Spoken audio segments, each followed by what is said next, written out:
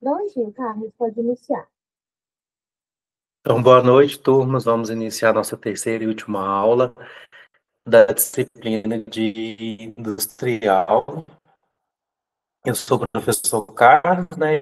E hoje a gente vai falar sobre válvulas, sobre instalações de utilização, controle de processos e caldeiras, né? Então, quando a gente pensa numa indústria, a gente tem toda uma operação acontecendo.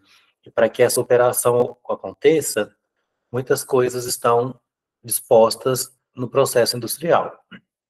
Por isso que a gente tem as válvulas, que a gente vai ver o quão importante elas são utilizadas nos processos, as instalações de como tudo isso vai funcionar, e aí a gente tem aí a parte toda de instrumentação e controle, e também controle de processo, onde a gente vai integrar todo esse sistema justamente para que a gente tenha um processo controlado. E também falando de energia e de vapor utilizado nas indústrias, a gente vai falar no final sobre caldeira. Então, as válvulas são dispositivos destinados a estabelecer, controlar e interromper o fluxo em uma tubulação. É isso, né? Então, a gente tem uma tubulação, essa tubulação tem um fluxo, eu vou ter uma válvula ali que vai exatamente trabalhar e para que esse fluxo seja interrompido. Então, são importantes, tem que ter muito cuidado na seleção, especificação e localização, né, justamente para que tenha maior efetividade quando se utiliza esse tipo de instrumento. A ideia é sempre utilizar o menor número com compatibilidade com o seu funcionamento. Por que disso? Porque são peças caras, né? Demandam manutenção e pode introduzir altas perdas de carga. Então, esse fato de perder carga não é muito positivo. Eu vou acabar tendo perdas durante o meu processo, né? Mas ela é indispensável. Então, quando se precisa, realmente precisa. E a gente tem aqui exemplo de 5 válvulas industriais, que é válvula de borboleta, válvula esférica, de gaveta, globo e de retenção. E a gente tem, então, as mais importantes, como válvula de bloqueio, regulagem, controle de pressão e escoamento em um só sentido. As válvulas de bloqueio, perdão, elas são destinadas, então, elas se destinam apenas em estabelecer ou interromper o fluxo, né? A ideia dela é justamente bloquear aí o fluxo. E são projetadas para funcionar inteiramente abertas ou fechadas. Elas costumam ter diâmetro nominal da tubulação, então, assim, quando eu estou pensando no meu projeto, e aí na aula anterior a gente falou de tubulação, a gente falou até dos materiais das tubulações, e eu preciso ter uma válvula, a gente tem que pensar nessa compatibilidade também com o material. Então, as válvulas de bloqueio mais comuns são as que a gente chama de gaveta, de macho, de esfera e de comporta. Pode corrigir aqui, né? AMS, mas é MAX. As válvulas de regulagem, elas são destinadas especificamente para controlar o fluxo, podendo assim trabalhar em qualquer posição de fechamento parcial. Então, por motivos de economia, né, ela tem um diâmetro nominal menor do que a tubulação. Diferente do que a gente falou, né, na válvula de bloqueio, que ela costuma ser o diâmetro nominal, enquanto que a gente fala na válvula de regulagem, esse diâmetro ele é menor. As mais comuns são as de globo, de agulha, de controle, de borboleta e de diafragma. As válvulas de controle de pressão, elas podem controlar pressões a montante, né, antes ou a ajustante, que é após. Então, ela pode controlar tanto antes como após a instalação da válvula. Então, a válvula antes aí, a montante, ela serve para diminuir o efeito do golpe e elas atuam abrindo passagem quando a pressão no interior da tubulação ultrapassa um valor compatível com o valor de resistência previamente determinado. Então, as mais comuns aí são válvulas de alívio para líquidos, né? Então, assim, a gente chegou num determinado momento e ali a pressão está muito alta, a gente vai ter essa válvulazinha justamente para dispensar isso e abaixar a pressão e a gente conseguir ter segurança no processo e não tem tantas perdas, a gente não tem tanto problema. Então, para gases, a gente tem as de segurança e de excesso de vazão e de contrapressão. As válvulas aquós, né, ajustante, funcionam em virtude da atuação do próprio líquido em escoamento. Independente da atuação de qualquer força exterior, são as válvulas redutoras ou reguladoras de pressão e as válvulas de quebra-vácuo. Quando a gente pensa em escoamento, então a gente vai ter a válvula de escoamento. Em um só sentido, né, são aquelas que fecham automaticamente por diferença de pressão provocada pelo próprio escoamento do líquido, quando há tendência à inversão do sentido do escoamento.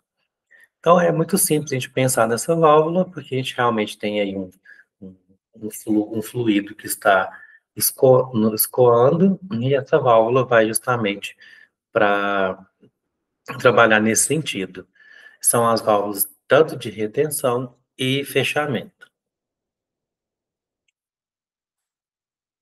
As válvulas também são fabricadas em diversos materiais, com diferentes especificações, de formas, e que a seleção correta deve se adequar exatamente à finalidade que vão ser utilizadas.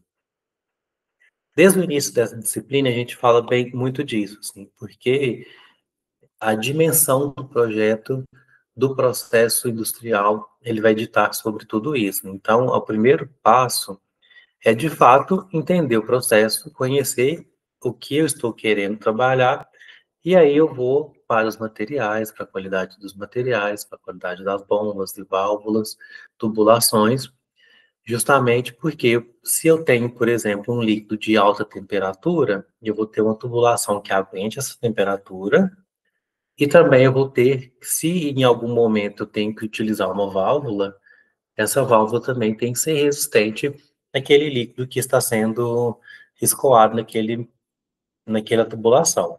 Então, aqui a gente tem exemplos, ó. Essa figura A é um exemplo de uma válvula de bloqueio. Na figura B, a gente tem uma válvula de regulagem. E na C, a gente... Ah, não tem a C aqui, né? Essa aqui já é a D. Eu acabou cortando. Peço desculpa aí. Mas essas figuras foram retiradas do próprio material. Então, provavelmente lá deve estar certinho. Na hora de fazer de copiar, deve ter dado algum problema. E a D aqui é uma de escoamento. Então, a gente falou aí sobre as válvulas, né? Agora a gente vai falar sobre generalidades, pensando em processo industrial como um todo. Então, as instalações e projetos de tubulações dependem inicialmente da disposição das diversas construções e equipamentos pertencentes a uma instalação industrial, devido às tubulações ser os elementos físicos de ligação em um processo. Então, eu tenho lá o meu processo. Eu estou dimensionando tudo isso. Eu tenho um objetivo com aquele processamento. Vou avaliar sobre isso. Interessante a gente pensar também na estrutura física, ela está relacionada com o próprio espaço que eu vou ter, né? Pode ser que em determinado momento eu não tenha uma linha de produção vertical, pode ser que eu tenha que ter uma linha horizontal, então vai depender do meu espaço, da forma que é meu processo, e então, obviamente, sim, as instalações, tudo isso vai depender e tem que ser muito bem estudado para que a gente tenha efetividade, um rendimento adequado, e para isso a gente tem que garantir que o processo esteja todo alinhado, com os materiais corretos e funcionando da maneira certa. Então, assim, as especificações iniciais, que tratam dos arranjos, detalhamento das tubulações, levando em consideração as condições de serviço, e essas tubulações se sujeitarão, né, o que material vai passar por ela, e aí a gente tem que garantir a acessibilidade, obviamente, a segurança, por isso que a gente tem que conhecer o nosso material para escolher o material que seja adequado, e economia também, porque se a gente tem que saber dosar, né, até que ponto vai, se a gente consegue com um material que apresenta uma boa resistência, mas ele tem um custo mais elevado, e eu tenho um outro que apresenta essa mesma resistência com custo mais baixo. A gente vai poder escolher de forma segura, sabendo o porquê.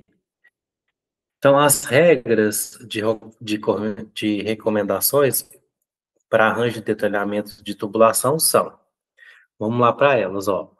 As tubulações devem correr sempre que possível, formando grupos paralelos e de mesma elevação, sempre que possível. Então, se a gente tem essa possibilidade, com certeza o processo vai ficar mais fácil.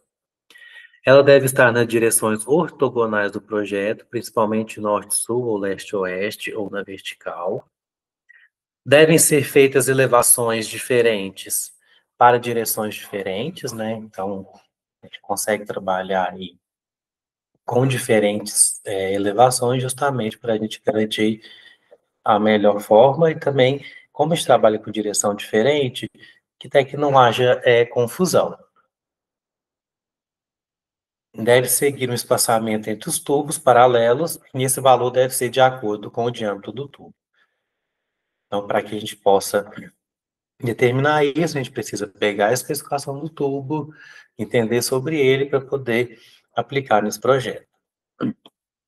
Então, um projeto de tubulação industrial é descrito por alguns tipos principais de desenho, que são capazes de descrever posicionamento, distância e direção das tubulações. São fluxogramas, plantas de tubulação e isométricos, né? Então, a gente vai ter aí, num projeto, até mesmo fluxogramas sobre as tubulações também, e uma planta. Essa planta é interessante, né? Porque ela vai ter, de fato, desenho por onde essa tubulação passa. Então, outros desenhos também são requeridos em fases mais avançadas do projeto, né? Que a gente está falando em coisas mais completas. Então, todas as identificações em um desenho de projeto são feitas por numerações e ciclos específicas, que são chamadas de tags. E aí, obviamente, que a gente precisa do cálculo e dimensionamento, né? Então, o cálculo do diâmetro de tubo, como caso geral, o problema resume praticamente no cálculo da velocidade de escoamento ou das perdas de cargas decorrentes no escoamento do fluido. Então, no meu processo, eu vou ter o meu projeto de tubulação e eu preciso ver, assim, quanto que vai passar de volume nessa tubulação. Ou, assim, que material e em qual volume isso vai passar. Então, a partir daí, eu consigo começar a pensar no meu dimensionamento, porque aí eu também tenho que levar em consideração as velocidades. Isso vai estar relacionado com o material, porque se eu tenho um material que ele é mais viscoso ou menos viscoso, a velocidade muda. Vocês concordam comigo que o material mais viscoso, ele é mais lento, se a gente for comparar, justamente por essa propriedade dele? Então, esse escoamento no material mais viscoso, ele é mais dificultado em relação a um menos viscoso. O cálculo das velocidades aplica somente em casos que a perda de carga é evidentemente pequena, de forma que o dimensionamento do diâmetro pode ser feito simplesmente pela comparação da velocidade econômica, que são dados tabelados de valores práticos, com a velocidade do fluido calculado por essa equação. Essa equação, a gente tem aqui o Vzinho que se fala de velocidade, o Q que é a vazão, o A que é a área da tubulação e D é o diâmetro. Então, eu tenho uma fórmula onde eu vou correlacionar tudo isso, e aí, quanto maior o valor possível de vazão desejada, pode ser de acordo com quanto maior a vazão desejada. A vazão é o quê, né? Quanto maior a vazão desejada, eu vou trabalhar também com maior velocidade. Se a velocidade calculada for superior que a velocidade econômica, o diâmetro é subdimensionado, né?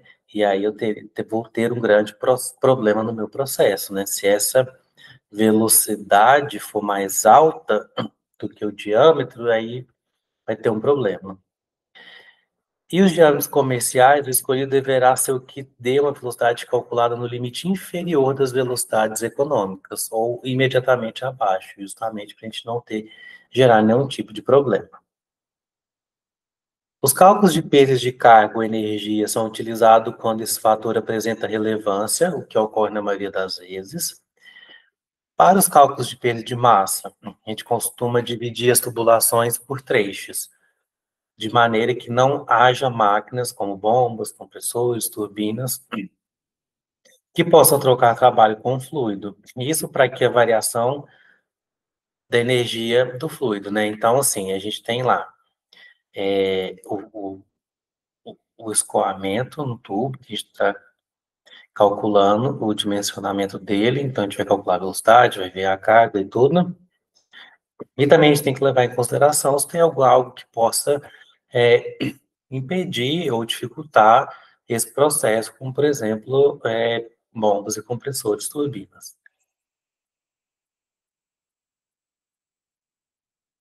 O princípio geral da conservação de energia entre os extremos de cada trecho é denominado 1 e 2 e resulta na expressão conhecida como Teorema de Bernoulli. E aí a gente tem esse teorema e utiliza esses cálculos, né, que vai usar o P, que é a pressão, e o peso específico do líquido, V é a velocidade de escoamento, H são as cotas acima do plano de referência e G é a aceleração da gravidade e J é a perda de carga. Então, a gente precisa aí, né, de muitas informações e de um engenheiro calculista para que consiga avaliar todos esses parâmetros nessa fórmula e poder realizar os cálculos.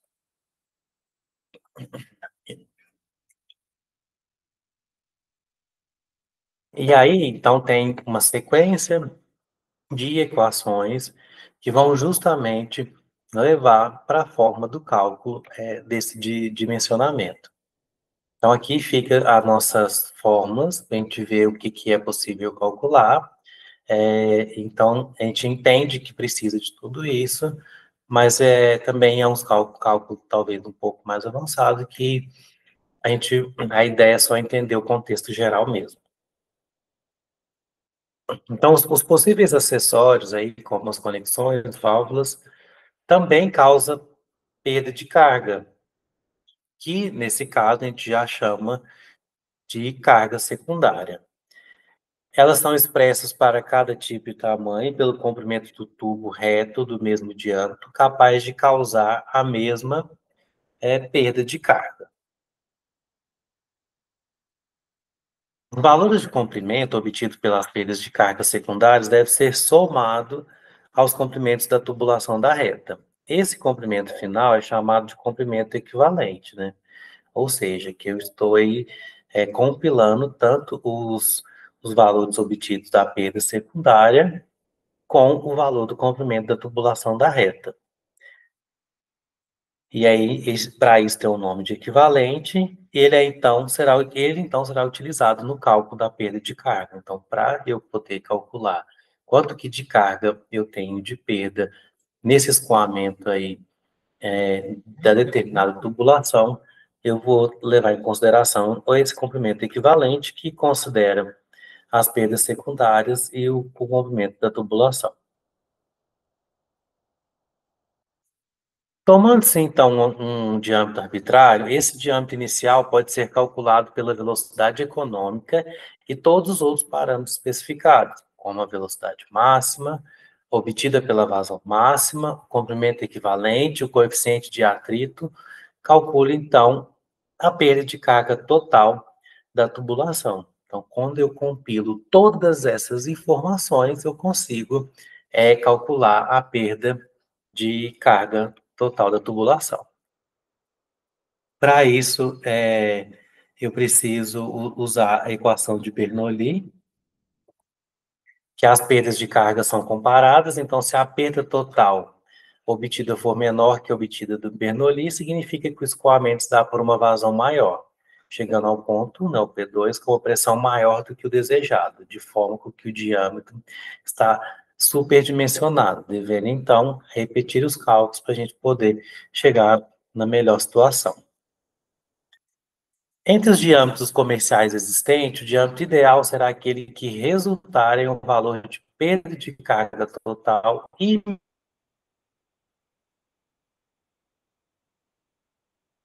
imediatamente inferior ao valor obtido pela equação de Bernoulli, né? Então, dimensionar uma tubulação. A gente vai comprar essa tubulação no diâmetro que é comercial.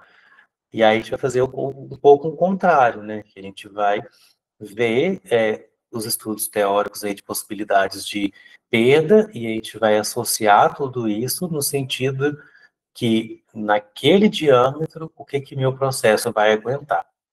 Diferente assim do que eu preciso de tubulação no meu processo para aguentar esse volume, essa velocidade, com todas as perdas do momento. Então, são situações diferentes que geram o mesmo comportamento, porém a forma de avaliar ela é um pouco diferente, justamente por algo, o diâmetro ser fixo, na outra o diâmetro eu poder dimensionar da forma que eu preciso no processo. Então, com as tubulações dimensionadas juntamente com todos os outros temas abordados para o projeto de tubulação, encerra a parte geral aplicada a todas as instalações industriais. E aí eu tenho, então, todo o meu projeto que foi dimensionado, que foi calculado, e eu tenho a planta das tubulações envolvidas naquele processamento industrial.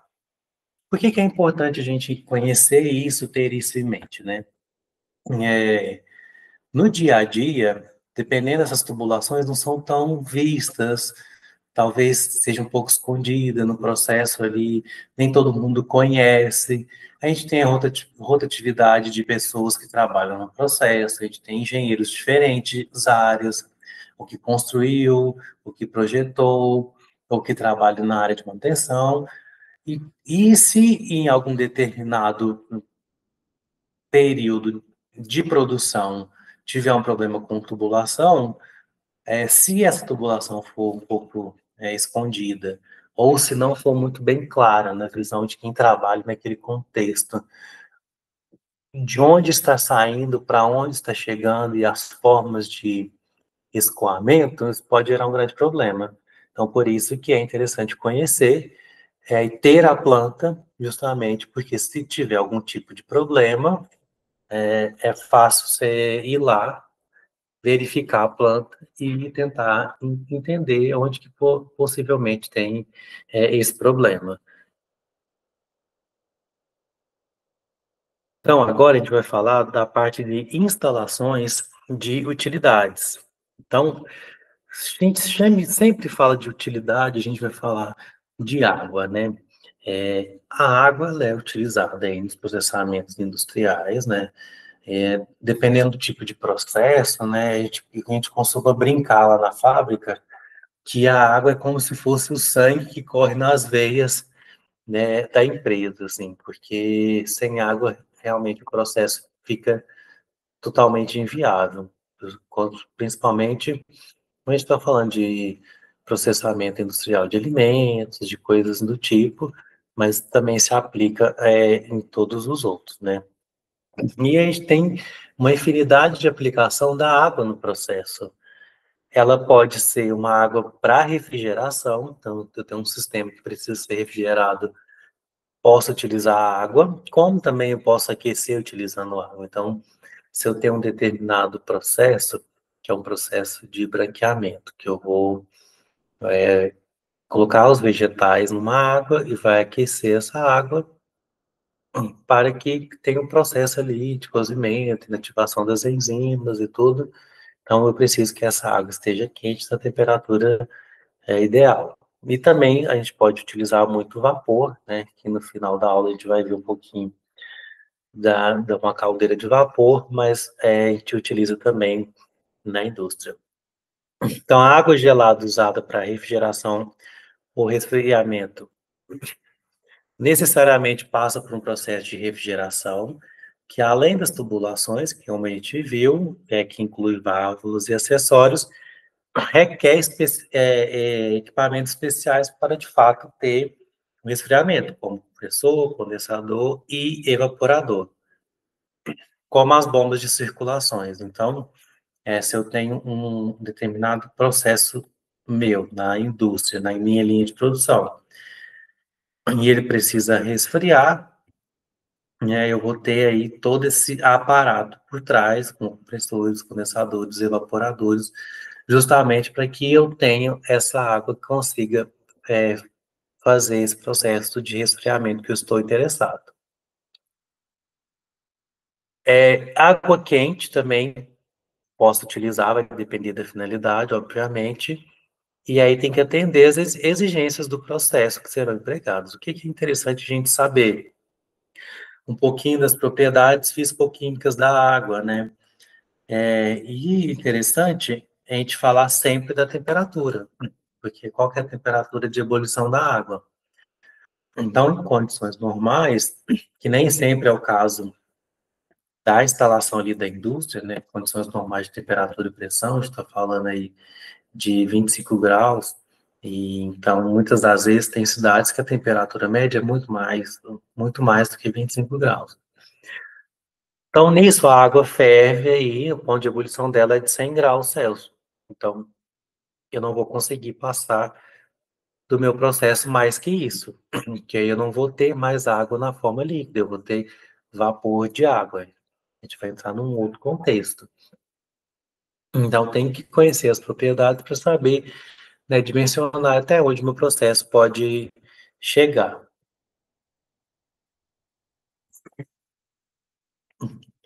Aqui, então, a gente vai falar do vapor de água.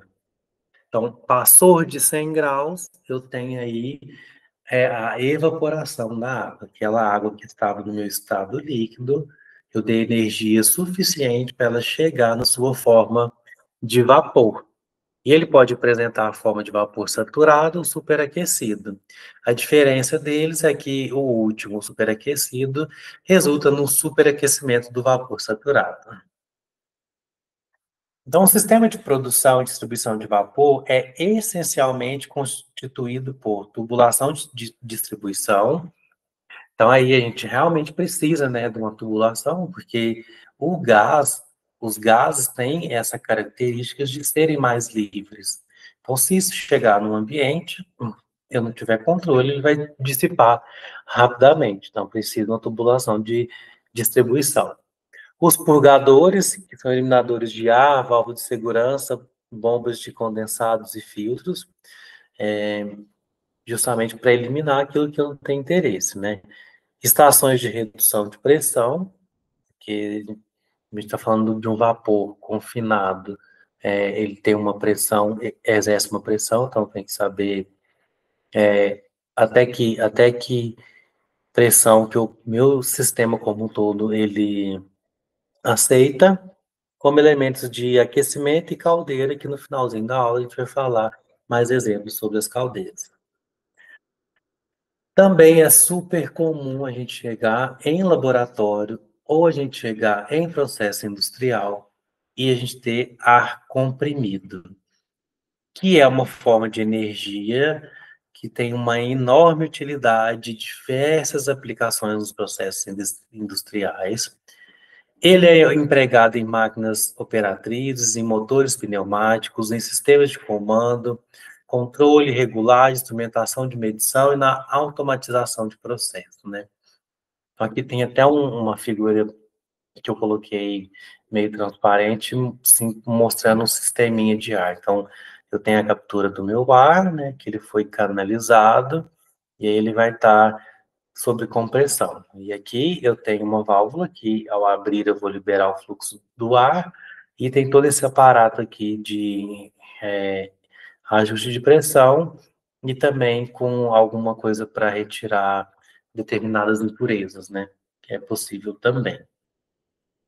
E as aplicações, elas são inúmeras. A obtenção de uma pressão de ar maior que a pressão atmosférica é realizada por um equipamento chamado compressor, e ele é o principal elemento das instalações de ar comprimido, né? Então, para isso, eu preciso ter um compressor para que eu tenha o meu ar comprimido, certo? Agora a gente vai falar um pouquinho sobre instrumentação e controle, né? Então, as indústrias, elas desenvolvem muitas atividades e tem uma operação. Então, quanto maior a indústria, quanto mais capacidade de processar ela tem, maiores são os desafios. E a instrumentação, ela vem justamente para ajudar nesse quesito, porque tem tarefas que são, de fato, humanamente impossível de ser realizado naquela velocidade, naquele fluxo tão alto. Então, a instrumentação vem para isso e o controle também, né? Porque o controle, eu consigo ver como o meu processo está e monitorar tudo isso para que não tenha variabilidade durante o processo. E eu tenho que ter registro de tudo isso justamente para ter aí uma rastreabilidade, porque quando eu tenho o meu produto final, eu tenho que entender, eu tenho que ter informações dele durante toda a minha cadeia produtiva.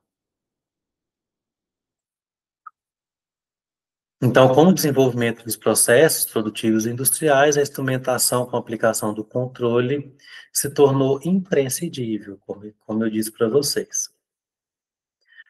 Então, as empresas, né, são obrigadas a buscar melhorias de qualidade e produtividade, o que levou à procura de soluções tecnológicas. Então, nesse contexto, a instrumentação e controle surge como uma solução como parte da rotina industrial. O que eu gostaria de destacar, assim? Então, é muito interessante a gente falar de indústrias, de falar de automação, de instrumentação, até mesmo de controle. Mas uma máquina, ela precisa ser muito bem dimensionada, ela precisa ser muito bem calibrada, e muitas das vezes, nós temos por trás aí um profissional da área química. Então, assim, se eu estou montando toda uma instrumentação relacionada com a temperatura do meu processo, então eu vou precisar medir a temperatura, eu vou precisar criar mecanismo para isso, e o profissional do laboratório também pode auxiliar, trabalhar em conjunto com a instrumentação para que tenha resolução dos problemas, para que deixe o processo mais ágil e a gente tenha confiabilidade naqueles dados que estão sendo gerados e para ter o controle ideal para que a gente tenha maior rendimento, menor perda e também a gente tenha aí a lucratividade alta, certa, justamente porque no final do processo isso é muito válido, isso é muito importante. Então, a área de instrumentação e controle é definida como um sistema de equipamentos eletrônicos e ou mecânicos que controlam o próprio funcionamento quase sem intervenção humana, né? Então, eu tenho aí uma máquina para fazer aquelas atividades, né? E hoje a gente fala muito de machine learning, que é justamente aí os conceitos que estão envolvidos para ensinar, de fato, a máquina a fazer a atividade da melhor forma possível, correta dentro daquele padrão esperado. A instrumentação e controle é um conjunto de técnicas baseadas nas máquinas, cujo objetivo, né, das máquinas e dos programas é executar tarefas programadas pelo homem para controlar a sequência das operações.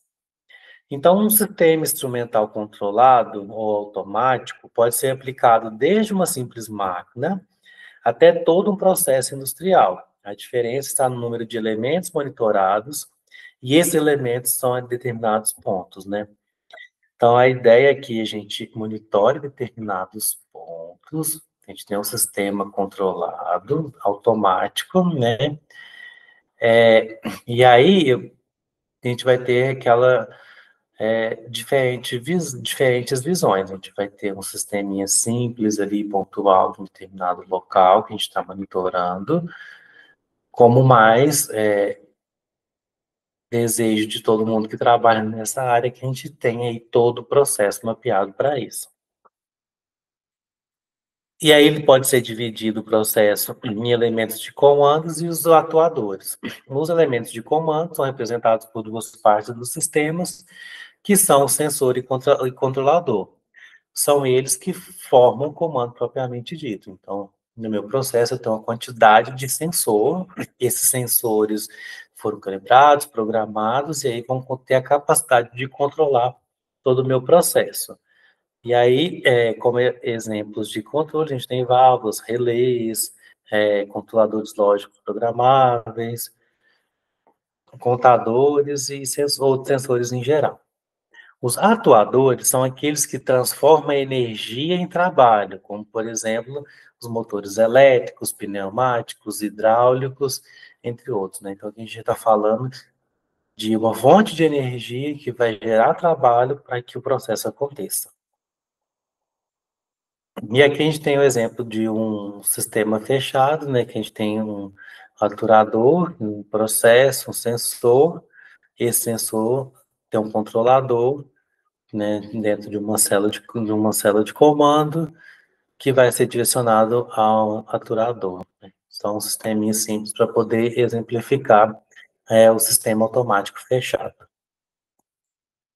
O comando ele é constituído de componentes que recebem as informações de entrada, processa as envia as informações de saída, sendo sensores e controladores responsáveis por essa tarefa.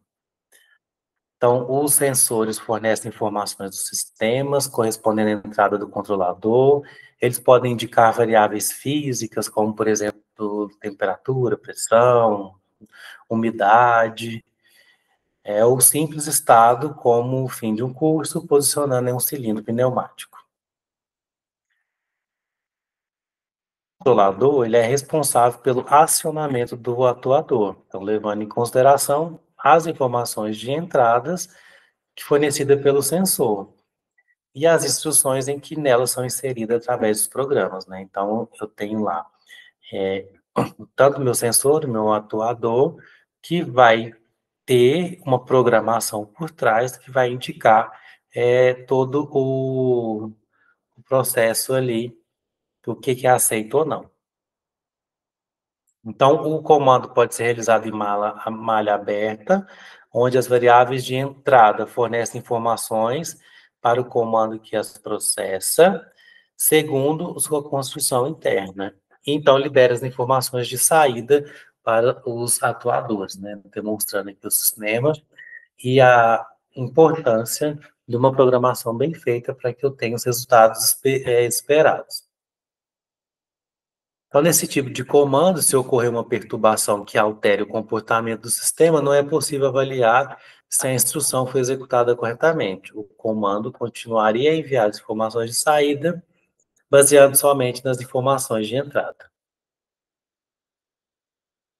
Então, o comando realizado em malha fechada, a variável controlada deve estar em torno de um valor previamente estabelecido. Aqui dá-se o nome de set point, né? Como a gente já conhece, a gente tem um set point, que é os valores previamente estabelecidos naquele consenso como um todo. Então, nesse tipo de comando, as informações não dependem só da construção interna do comando, mas também das informações vindas de um elemento de comando que são comparadas com as informações de entrada. E, caso necessário, faz-se as correções, né? Justamente essa ideia de eu ter todas as informações para que possa operar da melhor forma possível.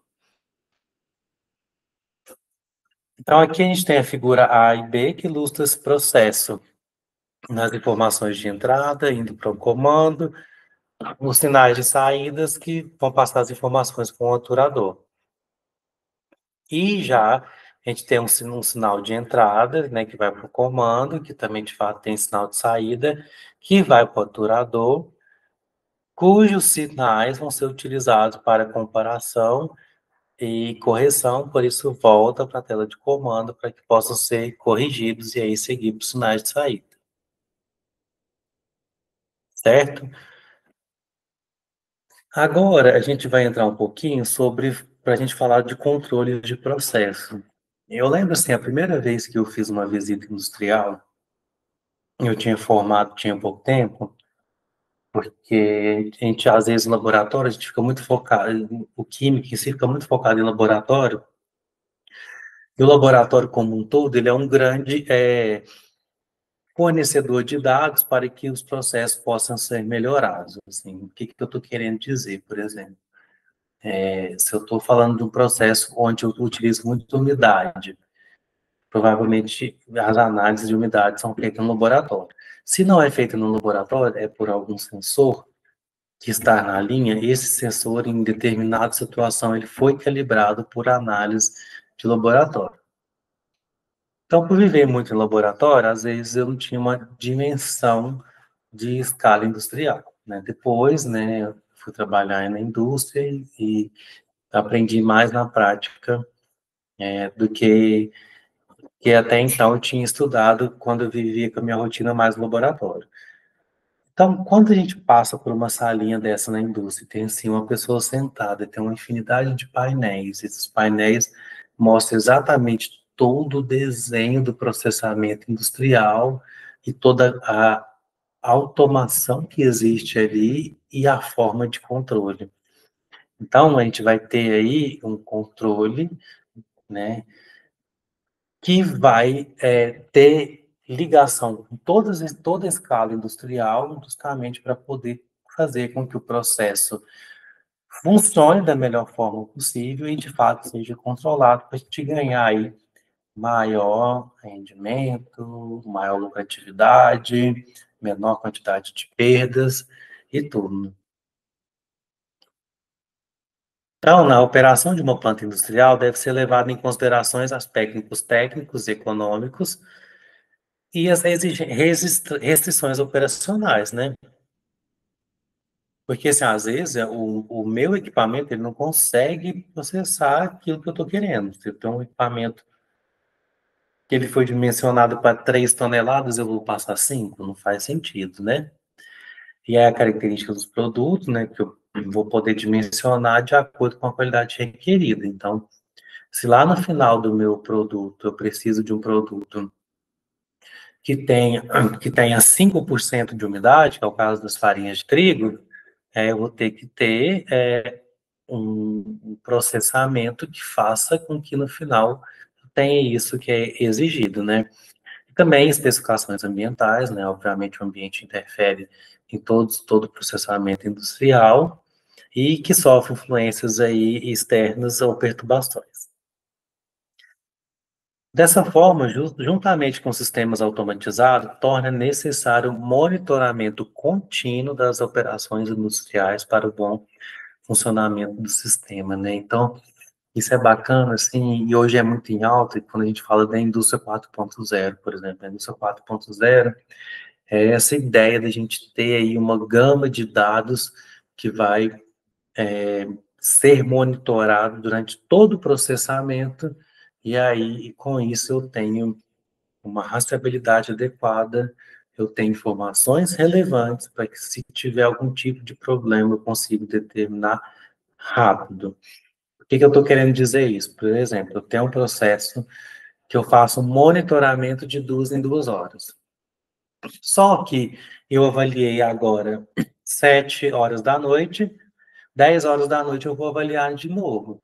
Se nesse intervalo eu tiver algum trabalho aí não conforme algum problema que gerou um produto não conforme de acordo com aquele padrão que eu estou interessado, se eu só vou fazer um monitoramento às 10 horas, eu não consigo saber em que momento isso aconteceu. Então, eu vou ter uma quantidade de retrabalho muito alta. Se eu tivesse um monitoramento ali, tipo, de 5 em 5, 10 minutos, a hora que der o primeiro momento, eu sei exatamente o horário que deu o problema. Então, os controles de processo são implementados na indústria de processamento.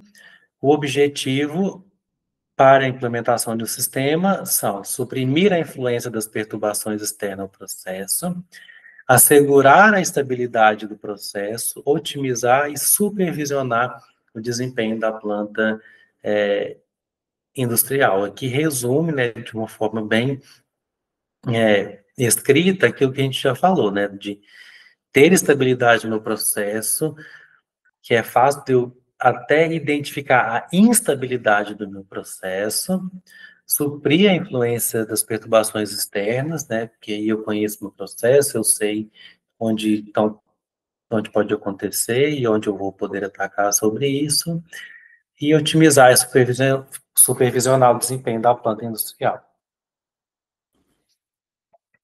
Alguns aspectos devem ser considerados na descrição de um sistema de controle de processo, dentre os quais destacam-se as definições, que são as variáveis do sistema, e quais são os componentes desse sistema. Então, as variáveis podem ser tanto variáveis de entrada, como variáveis de saída. O que seriam essas variáveis de entrada? Ela denota o efeito exercido pela vizinhança sobre o sistema. Esse tipo de variável, ele é definido como a variável manipulada, quando seus valores podem ser ajustados ou ainda podem ser definidos com perturbações, quando seus valores não resultantes do sistema de controle não podendo ser controlados, né? Por isso que ela denota esse efeito de vizinhança. Já as variáveis de saída representam o efeito do processo sobre a vizinhança. A variável da saída, né, vai falar aí sobre o efeito desse processo na vizinhança. Apresentam-se duas formas, as medidas, que apresentam os valores conhecidos por medições diretas, e as não medidas, as quais os valores não podem ou não são medidos diretamente. Então, dependente do grupo de classificação ou classificação, no sistema de controle, o foco está nas variáveis dinâmicas, que são representados por qualquer parâmetro que pode variar com o tempo. Então, é exatamente isso, né? Assim, algo dinâmico é que varia com o tempo. Se a gente tem alguma variável que a gente possa controlar durante o tempo, seria mais interessante.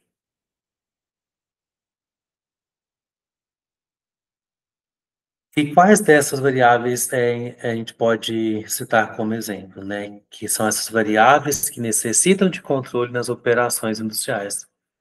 A gente pode falar de temperatura, e é muito simples, a gente tem um sensor de temperatura, um termômetro. Lógico que a gente precisa de um termômetro que esteja calibrado na faixa de atuação daquele equipamento e que tenha garantido, né, o seu sistema de rastreabilidade da medição. Eu tenho aí um termômetro e, de fato, é um laudo que ele fala que ele tem um erro baixo e eu posso utilizar para poder confiar nesses dados. Então, são variáveis controladas. Na, desculpa. Na descrição prática e funcional de um sistema de controle de processo, é de fundamental importância caracterizar as operações envolvidas em termos elementares.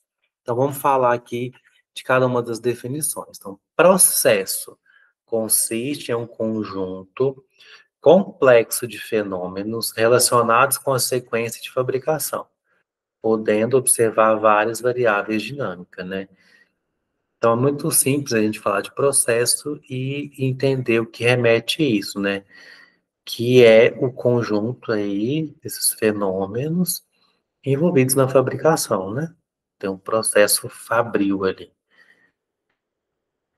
Os processos representam os equipamentos, as operações físicas e químicas envolvidas em uma sequência de fabricação. Então, tem toda uma linha industrial onde tem um processamento e aí eu tenho os meus processos.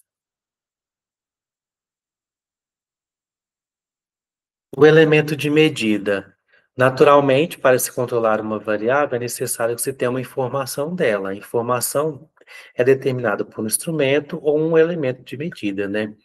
Que aí eu tenho uma informação que foi traduzida a algo que seja fácil de poder tomar decisões sobre aquilo. Então, por que eu estou falando disso? Não estou falando só de um número. Porque a gente tem aí as medidas que são quantitativas e as qualitativas, né? De presença e ausência são qualitativas, mas quando a gente tem um número dito, a gente está falando de quantificação. O resultado dessa medição é a transformação da variável dinâmica em uma informação proporcional que representa de forma útil essa variável para que outros elementos do sistema, para os outros elementos do sistema de controle. Então, o controlador é a etapa do sistema de controle que é examinada a informação que representa a variável a ser controlada e determina a ação a ser tomada pelo sistema. Então, esse controlador, ele foi programado, ele vai receber uma informação, ele vai receber um dado, e a partir desse dado, ele vai conseguir tomar uma ação. Então, o controlador necessita de informações dos valores de entrada da variável dinâmica, bem como os valores desejados, que é aquela parte programável, para que eu possa direcionar a melhor forma de controle. E aí, então, a gente vai determinar o set point do controlador. Assim, a avaliação do controlador consiste na comparação da medida da variável controlada com o set point de operação do controlador e na determinação da ação necessária para uma variável controlada que aproxime do valor de set point.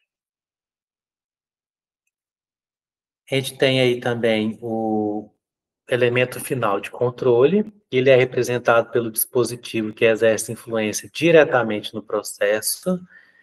Este elemento recebe informações oriundas do controlador e as transforma em uma ação, operação proporcional a ser realizada no processo. Em um sistema de controle de processo, pode ser chamado também de malha de controle de processo. Cada elemento é representado por uma etapa distinta no diagrama. Então, a gente tem o diagrama, que a gente tem o controlador, o elemento de controle, o parte de processo, o elemento de medida, e aqui a gente tem um diagrama de blocos de como funcionaria uma malha de controle como exemplo. A gente tem um componente também que é descontínuo, ou também chamado de controladores de estado discreto, em que nesses processos as operações e suas variáveis só existem como ligadas ou desligadas, né? Então, por isso que fala de descontínua, né? Ligada ou desligada. E também a gente tem a contínua, que é a ação dos controladores para as operações e suas variáveis, em que a contínua, em que a ação dos controladores para as operações e suas variáveis é contínua. O controlador recebe informações sobre as variáveis dinâmicas e envia o resultado da medida da variável controlada e determina a saída adequada do valor para o elemento final do controle. Então, como o próprio nome já diz, a gente está falando de algo contínuo, então essa ação é uma variável contínua. No modo descontínuo, destaca-se os controladores de duas posições, conhecidos como do tipo on-off. Esse tipo de controlador leva em consideração apenas o sinal do erro e não a sua amplitude. Dessa forma, sua principal desvantagem de utilização é apresentada por oscilações de sinais constantes, né, pela forma com que ele é de fato dimensionado, ser simplesmente on-off.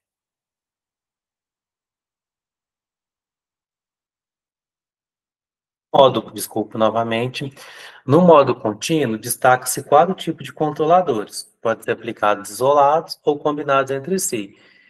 Nesses tipos de controladores, a saída do controlador varia continuamente em resposta ao erro ou à taxa de variação do erro. A gente tem aí controlador proporcional, que é do tipo P. Nesse tipo de controlador, existe uma relação linear entre a saída do controlador e o erro.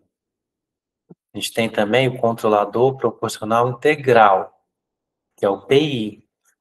Nesse tipo de controlador, a parte integral representa as variações infinitesimais na taxa de saída do controlador com as variações infinitesimal do erro. E o controlador proporcional derivativo, né, que aí vai ser o PD, Nesse controlador, a parte derivativa faz com que a saída do controlador depende da taxa de variação do erro. E aí a gente vai ter o PID, que é o controlador proporcional integral derivativo. Representa todas as ações aplicadas nos controladores descritos, mas tudo de uma vez. A importância da utilização de um sistema de controle em processos industriais, ela vem crescendo cada vez mais, com a necessidade das indústrias produzir cada vez mais com menor custo, com o mínimo de poluição. Por isso que os controladores é muito importante no processo industrial. Por isso a gente tem controladores de vários tipos, e a ideia é justamente entender essas variáveis, tanto de entrada quanto de saída, a gente compilar essas informações e poder traduzir isso de forma fácil, de forma que no dia a dia o operador consegue ter atitudes para que a gente tenha um processo mais eficiente e como também os controles como um todo, né? Porque é muito requerido da indústria toda essa rastreabilidade. Nessa quantidade de controles vem justamente para garantir isso e garantir melhores rendimentos, maior lucratividade, obviamente.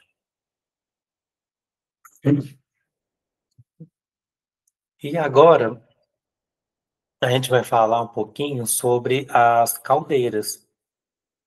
Só um minuto.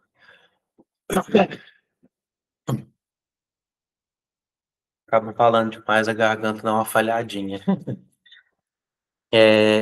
Então, a caldeira, né, as indústrias, muitas delas têm caldeiras. Por que disso? Se eu tenho uma caldeira que gera energia, essa, com certeza essa energia ela é mais barata do que a concessionária poderia entregar. Ou também eu tenho uma planta industrial que ela é numa região muito remota, onde a concessionária não consegue entregar tudo aquilo que precisa. Então, posso ter uma caldeira que vai, de fato, gerar energia para que as atividades sejam executadas da melhor forma possível, adequadamente, com energia suficiente, para não interromper nenhuma etapa do processo. É muito importante isso, então, é comum a gente passar pelas indústrias e a gente já vê uma imagem semelhante a essa que eu coloquei aqui, justamente porque faz sentido, é lucrativo no sentido de economia, ter uma caldeira para gerar essas energia, por exemplo. Por que eu estou falando isso? Porque não é só caldeiras, não é só energia, essa energia elétrica como a gente tem nas nossas casas no dia a dia. Tem caldeira também, por exemplo, que trabalha para geração de vapor. E a gente vai ver isso agora, assim, ó. Então, então, geradores de vapor são amplamente utilizados industrialmente, e dentre deles, o principal gerador de vapor são as caldeiras. Então, falei da caldeira gerar vapor, né, e gerar energia elétrica. Então, a forma com que esse processo vai ser desenhado é que vai me dizer sobre o que vai ser utilizado, o que vai ser aproveitado desse processamento. Então, as caldeiras são basicamente um trocador de calor que trabalha com pressão superior à pressão atmosférica, produzindo vapor a partir de energia térmica por uma fonte qualquer. Então, tem caldeiras que são movidas, por exemplo, por bagaço de cana, com cavaco.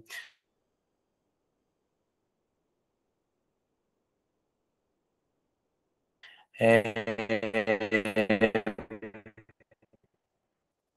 posso ter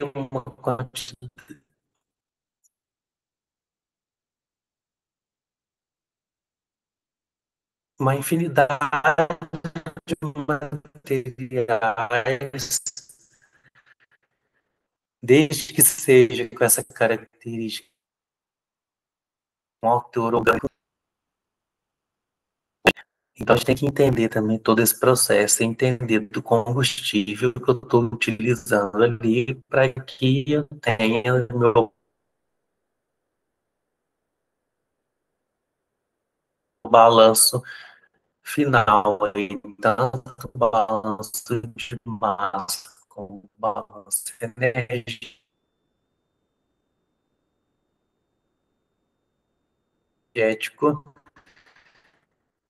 ele se sobressai na questão da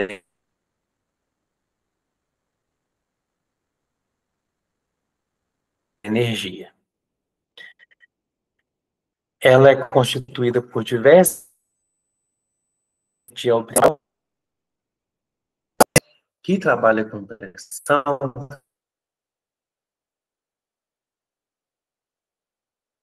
trabalha com calor.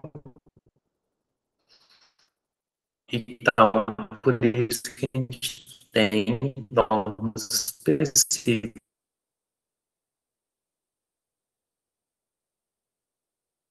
para isso, justamente para que a gente tenha um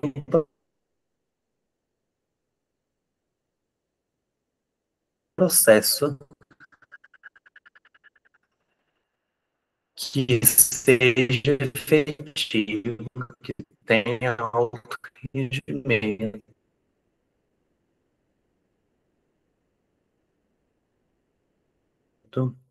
Que energia necessária, que gere o vapor necessário e que, obviamente, seja em segurança.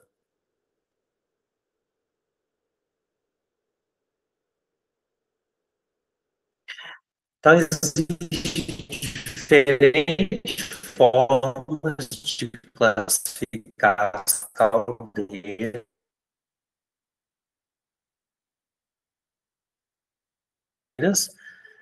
E a gente pode falar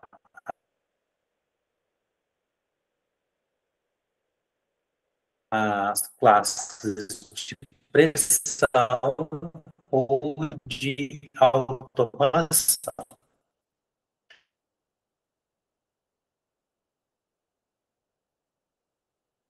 Uma das classificações mais utilizadas é estabelecida na NR3,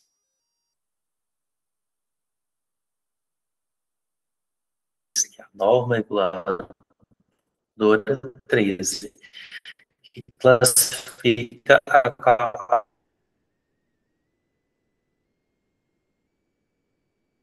as caldeiras em três categorias. Onde eu posso avaliar, achar essa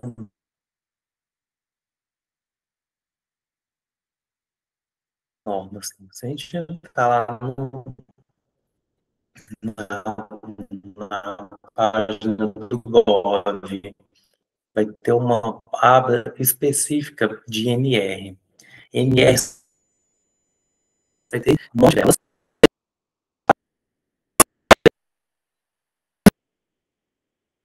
A caldeira combustão e a fogo tubular. A fogo tubular e a água tubular. Na fogo tubular, a gente tem aqui a, a figurinha dela.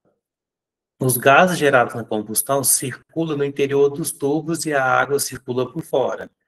Então, a gente consegue ver, né? A gente tem a fornalha, né? Essa fornalha aí, e a gente tem toda essa parte onde vai ter a formação dos gases gerados na combustão, que vai circular nesses tubos e a água circula por fora. Então, a água que está aqui fora, né, ela vai ser aquecida de forma que gere os gases e eu vou ter que a saída do vapor. É a água já que foi aquecida e está no seu estágio, foi evaporada no seu estado de vapor. Mas nesse processo que eu tenho a minha fornalha queimando aqui o meu material para gerar essa área quente que vai aquecer a água ao ponto de gerar vapor, eu também tenho os gases quentes que saiu desse processo. Então, a caldeira fogo tubular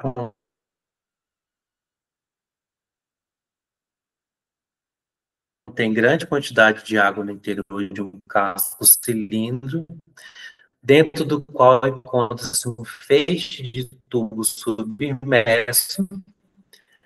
São projetados para queimar todo tipo de combustível, sólido, líquido, gasoso, e são amplamente utilizadas por ser baixo custo de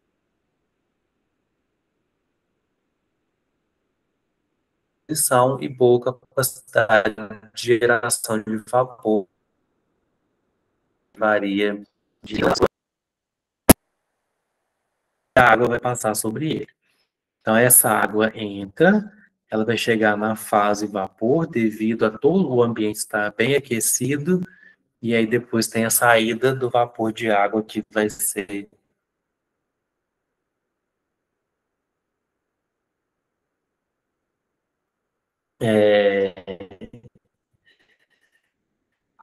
aproveitar. Então, esse tipo de caldeira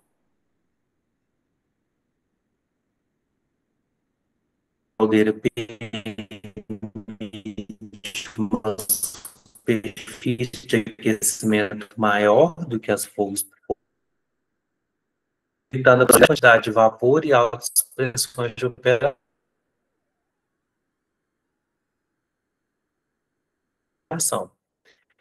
Seu princípio de funcionamento é baseado no fato que, quando o líquido é aquecido,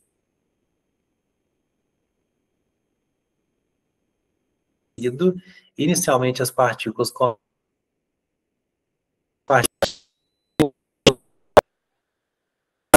mas a parte fria volta e a gente tem todo esse processo de reaquecimento e geração de vapor para que saia. Então, os elementos fundamentais desse tipo de caldeira são tambor, também conhecido como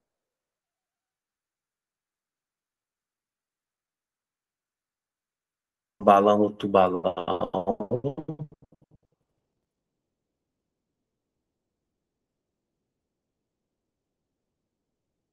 que é o superior, onde sai o vapor,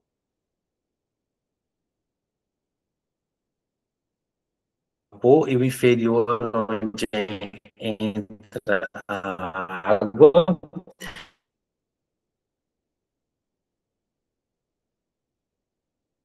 O feixe de tubos, né? Então, a gente vai ter os tubos, ou vai estar com água, ou vai estar com calor. Então, por isso que é interessante a gente voltar lá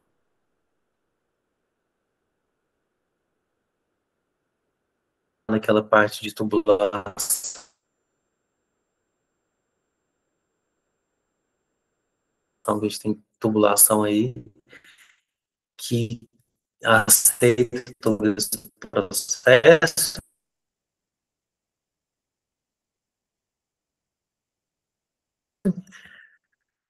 A fornalha, né, onde de fato vai ter toda a queima daquele material para gerar esse calor, e os coletores. Outro componente específico a cada processo pode fazer parte do sistema de acordo com a caldeira, é gerar o vapor. A gente tem as caldeiras elétricas, que são equipamentos que transformam energia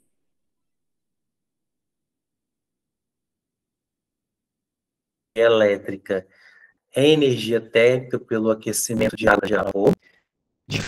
Não possui fornalhas ou queimadores, né? Ela é uma caldeira elétrica. Então, os tipos fundamentais é de resistência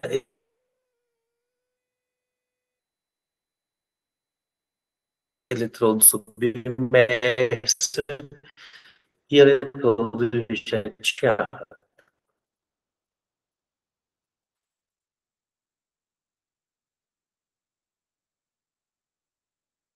Aqui a gente tem um exemplo na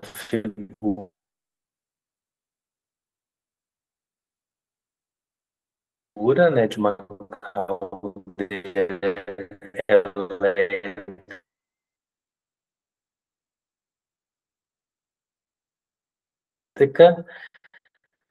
Ela é utilizada quando o processo não exige quantidade de vapor e alta pressão de operação. A maioria delas é formada por um vaso horizontal cilíndrico, com extremidades arroladas. No início da aula. E o que o mais interessante é que da pressão ocorre com a variação do nível de água na câmara, né, de vapor. Então, porque assim, se eu tenho mais vapor, a tendência é aumentar a pressão.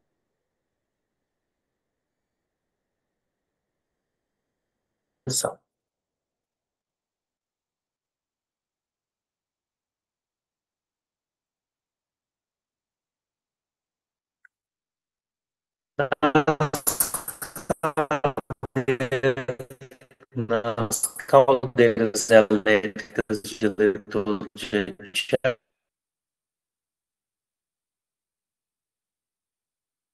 chateado, o casco é construído na posição vertical e internamente da cascata, o nível de ruído, e a área é reduzida para instalação, mesmo assim com alto rendimento térmico, de aproximadamente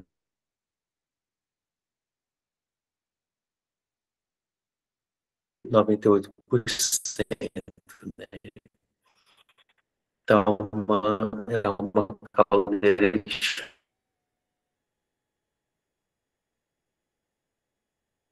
chama muita atenção, justamente por apresentar algumas vantagens. E torna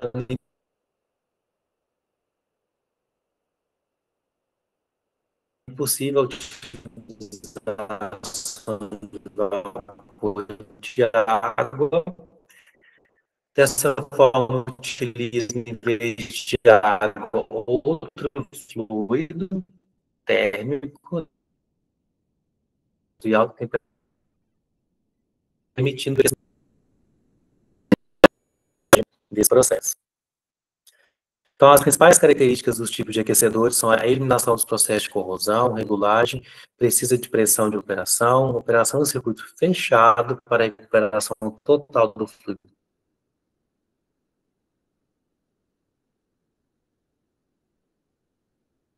térmico. Porém, o custo ele é superior quando a gente fala do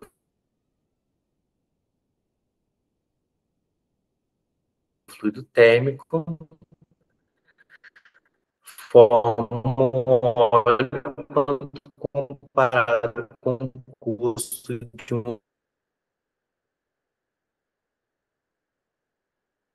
aquecedor de ar.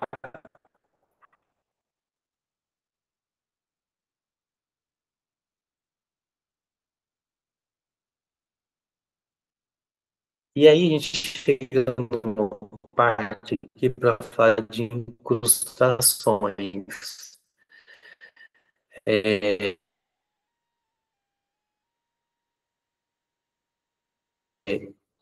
porque é muito interessante a gente falar do aquecimento da água e essa a gente tem uma fonte de calor, esse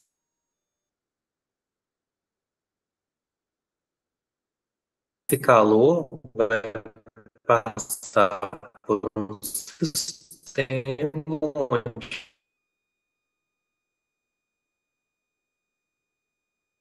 vai ter essa água vai ser vaporizada.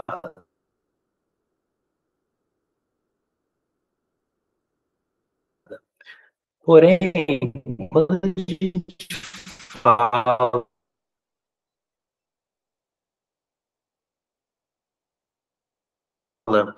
das águas como um todo, a água, ela nem sempre tem boa, né? Água, todos os processos de aquecimento e tudo, podem até combinar e vão gerar aí sólidos. Esses sólidos vão se depositando nesses tubos. E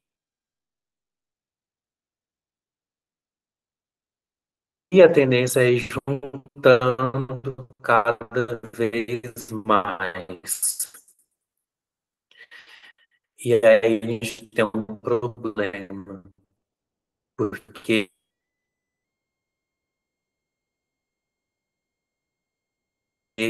justamente pode bloquear, pode como aquecer. Então aqui fala assim, ó,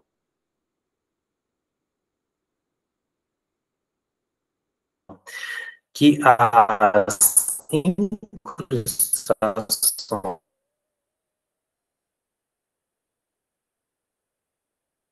são deposições ou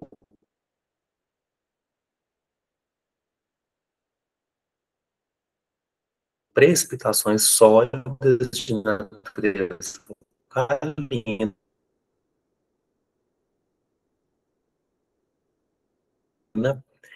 que pode ocorrer nas superfícies internas da caldeira e provoca redução na transferência de calor.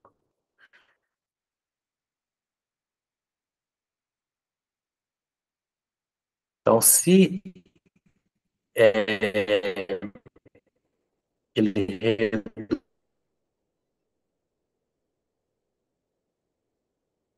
reduz a transferência de calor, ele vai aumentar o consumo justamente para que a gente tenha. Se eu coloco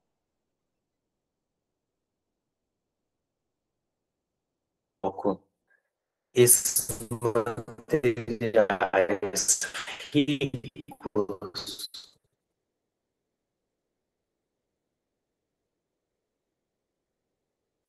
com esses substâncias, com esses agentes que podem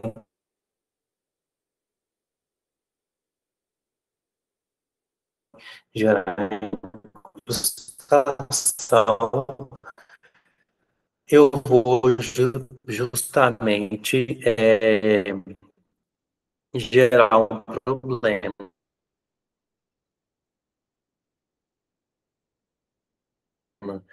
que vai ser esses sólidos,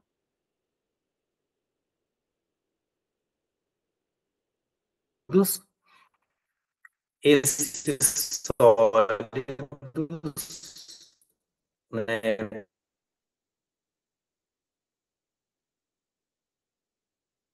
vai aí de fato diminuir a superfície e aí vai gerar esses problemas, como eu já disse,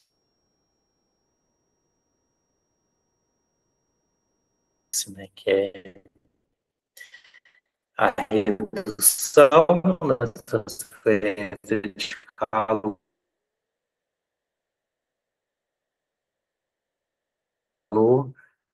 que aumenta assim,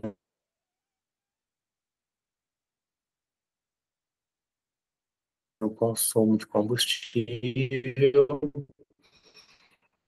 e que causa um aumento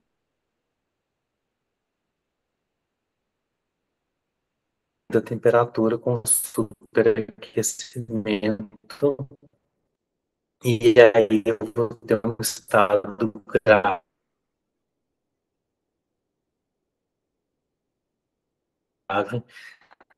onde eu posso ter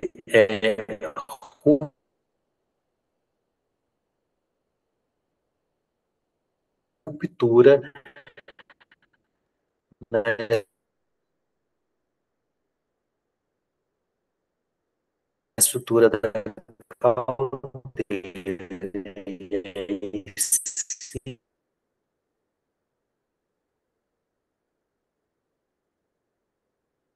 Se eu tenho uma ruptura,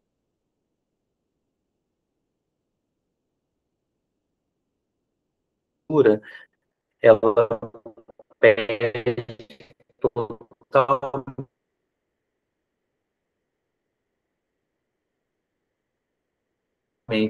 a sua efetividade,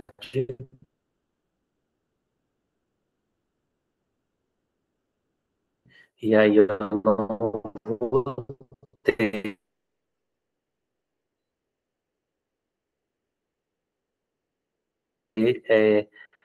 aquilo que ela é proposta para energia,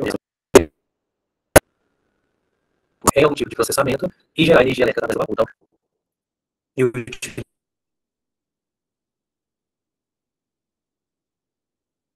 utilizo esse vapor no processo como tem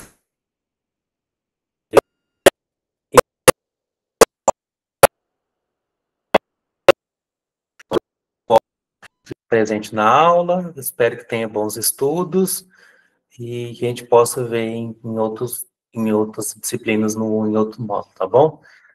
Agradeço a todos, obrigado, tchau, tchau.